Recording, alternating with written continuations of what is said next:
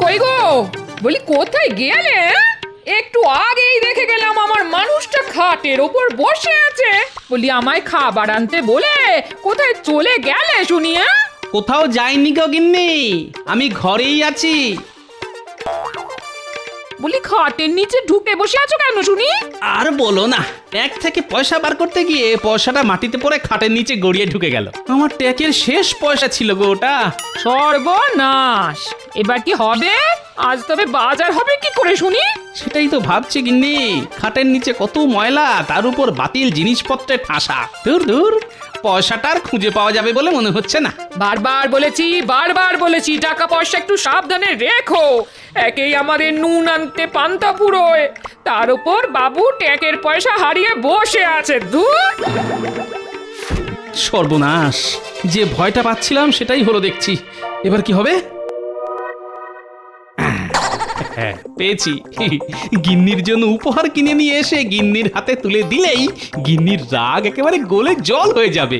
তখন আমাকে আর নিজে হাতে জল গড়িয়েও খেতে হবে না। কিন্তু কিন্তু আমার ট্যাগ যে পুরো খালি, গিন্নির জন্য উপহার কিনবো কেমন করে? হ্যাঁ, মহারাজ তো আছেন।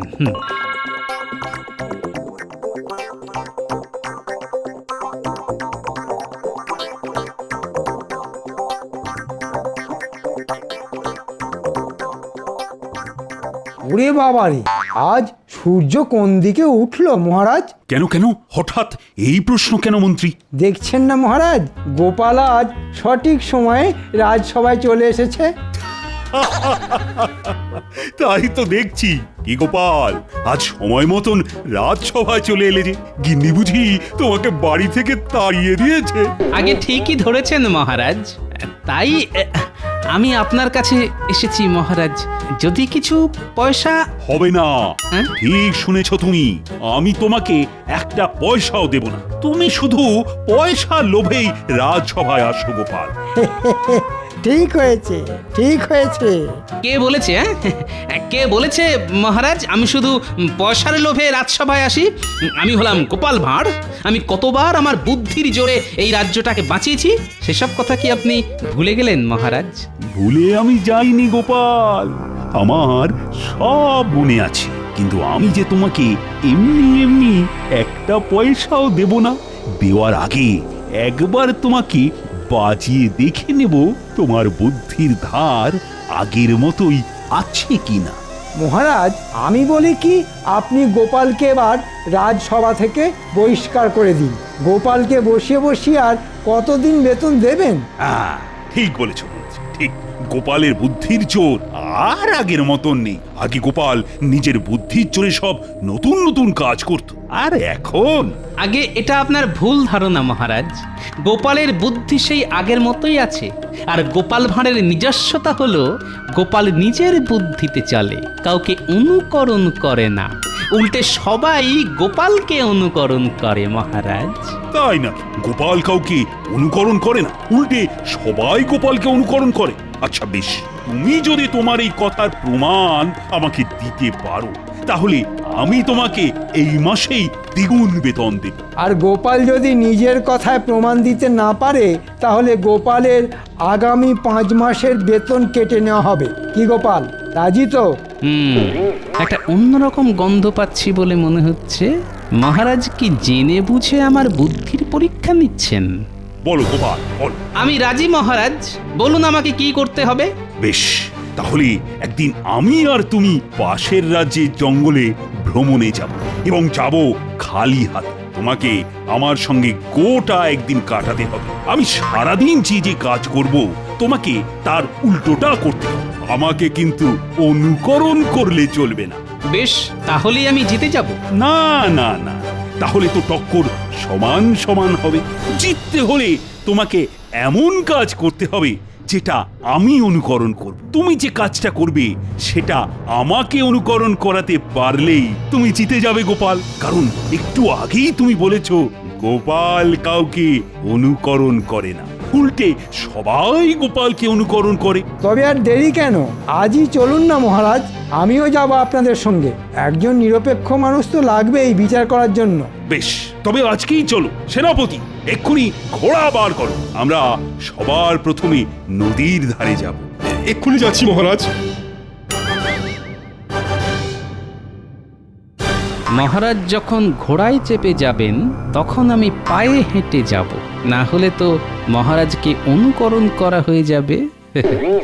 আমি চললাম মহারাজ, নদীর ধারে পৌঁছে আপনার সঙ্গে দেখা হবে।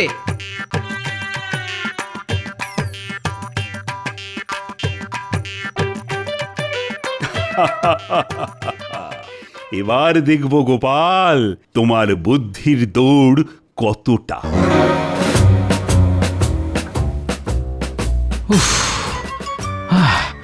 ও বাবা, এবার নাক মুখ দিয়ে ভাত পেরিয়ে আসবে বলে মনে হচ্ছে, কিন্তু হাল ছাড়লে হবে না। যে করেই হোক আজকের দিনটা মহারাজকে কোনো রকম ভাবে অনুকরণ না করে কাটিয়ে দিতে পারলেই দ্বিগুণ বেতন নিয়ে নাচতে নাচতে বাড়িতে ফেরা যাবে। তখন আমার গিন্নি আর আমার উপর রাগ করে থাকবে না, আর আমারও সংসার চালানোর জন্য লোকের কাছে হাত পাততে হবে না। তাছাড়া এটা গোপাল ভাঁড়ের মান সম্মানের ব্যাপার, এত সহজে আমি ছেড়ে কথা বলবো না। কি গোপাল, দৌড়াতে কেমন লাগছে? আগে রাজকোষ থেকে মোহর চুরি করার পর আপনার ঠিক যেমন ভালো লাগে তেমনই ভালো লাগছে মন্ত্রী মশাই।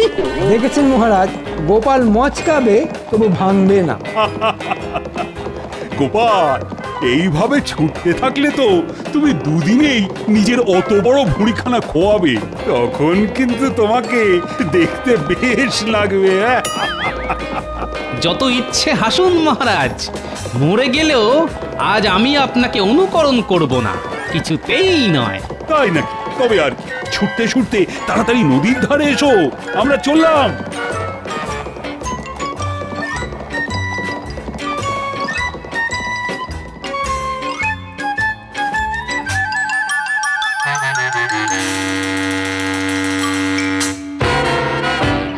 মহারাজ, বলো মন্ত্রী।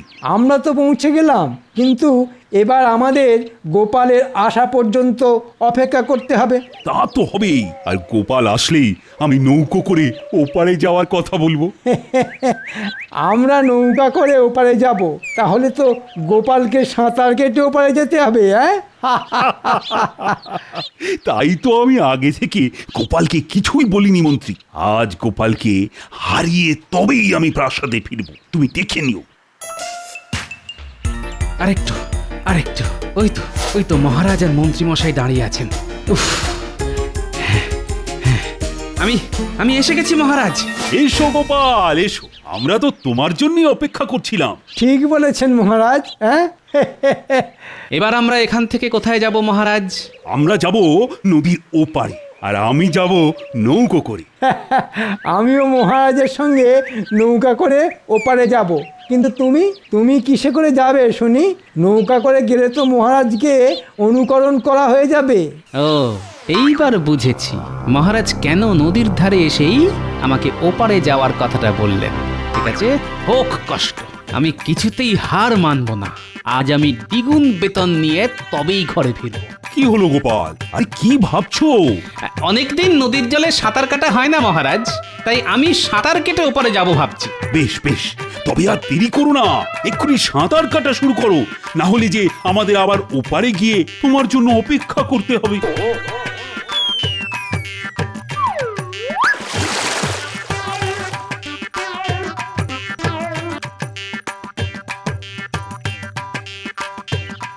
মহারাজ, গোপালকে দেখে মনে হচ্ছে গোপাল এত সহজে হার মানবে না। যাই হয়ে যাক, গোপাল আপনাকে কিছুতেই অনুকরণ করবে না। তাহলেও গোপাল জিততে পারবে না মন্ত্রী। গোপালকে জিততে হলে এমন কিছু করতে হবে যেটা আমি অনুকরণ করি, আর আমি মরে গেলেও গোপালকে অনুকরণ করব না। ওই দেখুন মহারাজ, গোপাল অনেক দূর এগিয়ে গেছে।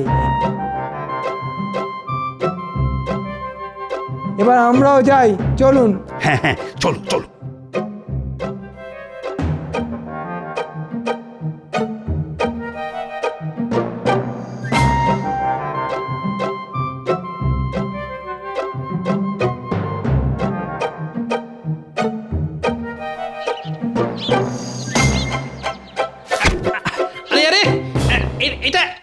হচ্ছে? দেখছি গোপাল, তোমার তোমার গামছাখানা কতটা ভিজলো। ভালো হচ্ছে না কিন্তু মন্ত্রী মশাই। ছেড়ে দাও মন্ত্রী, গোপালকে আর কষ্ট দিও না। এমনিতেই এই চেহারা নিয়ে সাঁতার কাটতে কাটতে গোপালের অবস্থা খুব খারাপ।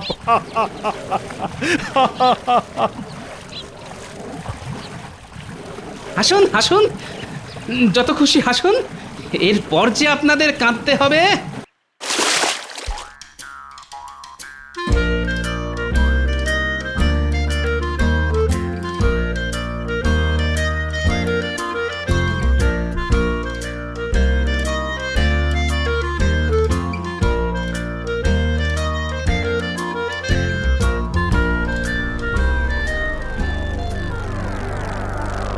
যা, এই গোপাল গেল কোথায়? মাঝ নদীতে গোপাল ডুবে যায়নি তো? না না না, তা কি করে হয়? ও ও ওই তো গোপাল আসছে। সেই শয়তান এত সহজে মরে গেলে তো ল্যাটটা চুকেই যাবে। আমি এসে গেছি মহারাজ। ওরে বাবারে, প্রথমে এতটা পথ দৌড়নো, তারপর এই নদী সাঁতরে পার হওয়া, পেটে ছুঁচোয় একেবারে ডং বৈঠক দিচ্ছে। তবে চলো গোপাল, এবার জঙ্গলের ভিতরে যাওয়া যাক।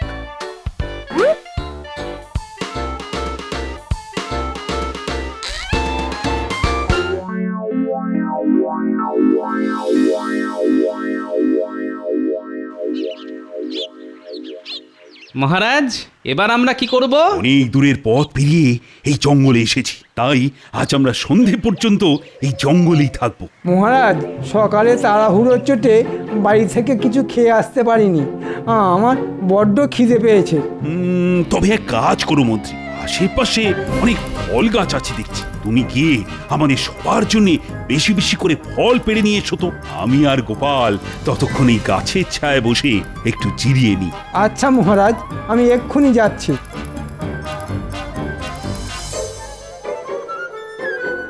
কি হলো গোপাল, আরে দাঁড়িয়ে কেন, বসো। আগে আমাকে এত সহজে বোকা বানানো যাবে না মহারাজ। আমিও যদি আপনার মতন গাছের ছায়ায় বসে পড়ি, তাহলে আপনাকে অনুকরণ করা হয়ে যাবে, আর সেটা আমি কিছুতেই করব না। বেশ, তবে দাঁড়িয়েই থাকো আর কি।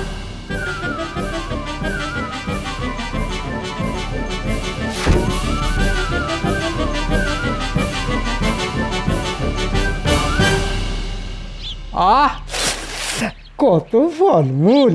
যেদিকেই তাকাই সেদিকেই পাকা পাকা ফল। কিন্তু এর একটাও আমি গোপালের পেটে যেতে দেব না।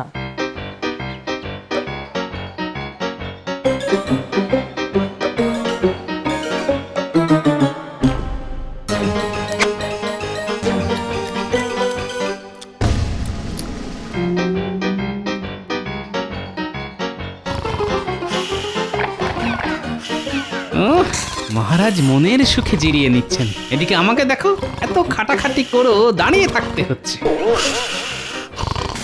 মহারাজ, আমি এসে গেছি মহারাজ। তাই তো, আরে বাহ, অনেক ফলমূল সঙ্গে করে নিয়ে এসেছো দেখছি তুমি মন্ত্রী। আগে এগুলো সবই আপনার জন্য মহারাজ।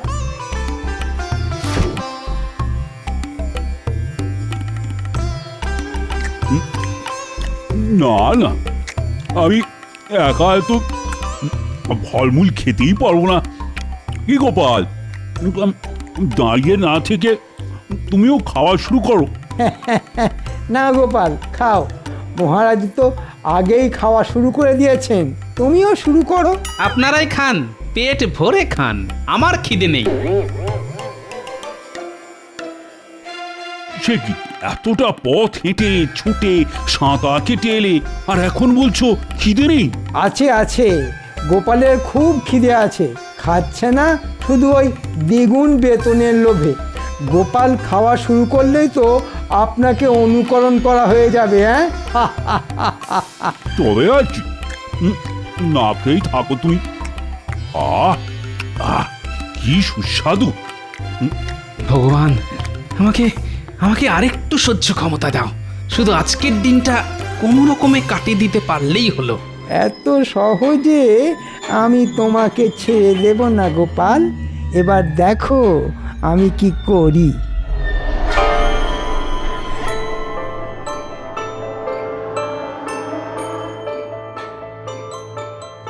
মহারাজ, বলো মন্ত্রী। সকাল থেকে তো অনেক চেষ্টাই করলাম আমরা, কিন্তু গোপালকে তো কিছুতেই অনুকরণ করানো গেল না।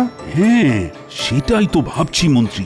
এবার এমন কিছু একটা করতে হবে যাতে গোপাল আমাকে অনুকরণ করতে বাধ্য হয়। কিন্তু কি করবেন মহারাজ? এই দেখো মন্ত্রী। ওটা তো একটা মৌচাক মহারাজ। আরে কাছে এসো।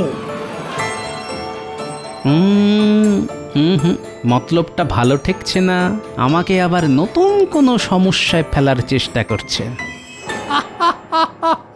দারুণ বুদ্ধি মহারাজ, এবার গোপাল বুঝবে ঠেলা।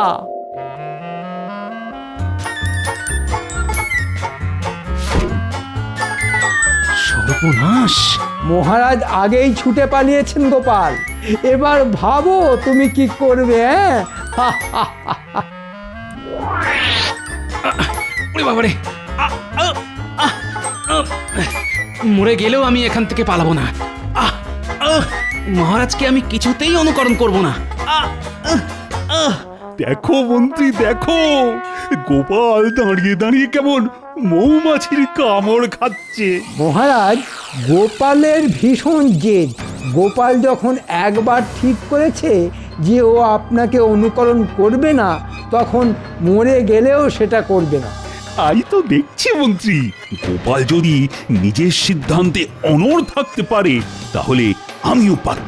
না, অনেক হয়েছে, আর নয়। এবার আমাকে আমার মোক্ষম চালটা চেলে জিতে বেরিয়ে আসতেই হবে। মহারাজকে আর সুযোগ দেওয়া চলবে না।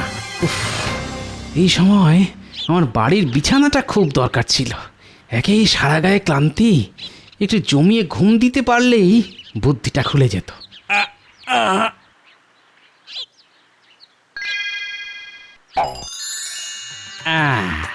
পেয়েছি। একটা উপায় খুঁজে পেয়েছি। দেখুন মহারাজ, দেখুন মৌমাছির কামড় খেয়ে গোপাল পুরো পাগল হয়ে গেছে, তাই পাগলের মতো হাসছে। না না না, আমি পাগল হইনি। পাগল তো হবেন আপনারা। কেন কেন? আমি পাগল হব কেন? কারণ আপনি একটু পরেই আমাকে অনুকরণ করবেন, আর কথা মতন আমি জিতে যাব। তারপর রাজ্যে ফিরে আমি এই মাসের দ্বিগুণ বেতন নিয়ে নাচতে নাচতে বাড়ি যাব। ঠিক বলেছ মন্ত্রী, গোপাল সত্যি সত্যি পাগল হয়ে গেছে। কি সব পাগলের প্রলাপ বকছে দেখো। তাই তো দেখছি মহারাজ। তবে এইবার দেখুন গোপালের বুদ্ধির জোর। কারণ গোপাল এবার চালবে তার মোক্ষম চাল। আমি বসে বসে পায়ের উপর পা তুলে এমন কাজ করব যেটা দেখে আপনি আমাকে অনুকরণ করতে বাধ্য হবেন মহারাজ। তাই নাকি? তবে দেখি তোমার বুদ্ধির জোর। আমি মরে গেলেও তোমাকে অনুকরণ করব না গোপাল, কিছুতেই নেই। কি আরাম, বড্ড ঘুম পাচ্ছে। হাই তুলবেন না মহারাজ, হাই তুললে তো গোপালকে অনুকরণ করা হয়ে যাবে। তাই তো। হয়তো আপনাকে তুলতেই হবে।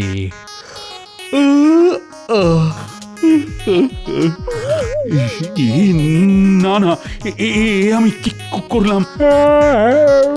কি করলেন মহারাজ? আমিও তো হাই তুলে ফেললাম। এই তো মহারাজ আমাকে অনুকরণ করেছেন। হায় হায় হায়, আমি কি করলাম? জেনে শুনে গোপালকে অনুকরণ করলাম। অনুকরণ তো আপনাকে করতেই হতো, কারণ আপনার সামনে কেউ বড় বড় হাই তুলছে, সেটা দেখে আপনি হাই তুলবেন না, এ যে অসম্ভব ব্যাপার। ছোট থেকে শুনে আসছি হাই তোলা বড্ড ছোঁয়াচে, আর আজ সেটা নিজের চোখে দেখলাম। গোপাল, তোমার পিঠে পিঠে এত বুদ্ধি! আমার নাম গোপাল ভাঁড়। আর বলেছিলাম না মহারাজ, গোপাল কাউকে অনুকরণ করে না, উল্টে সবাই গোপালকে অনুকরণ করে। যা তো, কোথা থেকে কি হয়ে গেল কিছুই বুঝতে পারলাম না। মহারাজ, এবার যেমনটা কথা ছিল তেমনটা হোক। চলুন আমরা রাজ্যে ফিরে যাই। দ্বিগুণ বেতন নিয়ে আমাকে একবার বাজারে যেতে হবে। তাই হবে গোপাল, তোমাকে যখন একবার কথা দিয়েছি তখন কথা আমি রাখবই। আর আমি জানি লোহা ফেলে রাখলে জং ধরে যায়, কিন্তু গোপাল ভাঁড়ের বুদ্ধিতে কোনোদিনও মরচে ধরবে না। ঠিক বলেছেন মহারাজ। এই নাও গোপাল, তোমার এই মাসের দ্বিগুণ বেতন। ধন্যবাদ মহারাজ, এইবার আমি চলি।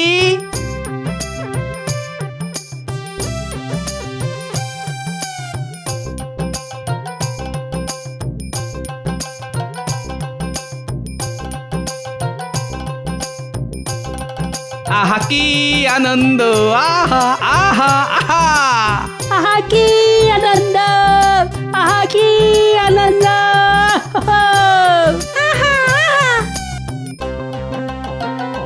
এই এই, তোরা আমাকে অনুকরণ করছিস কেন রে? আরে বড়দের অনুকরণ করেই তো বাচ্চারা বড় হতে চায় গোপাল দাদু।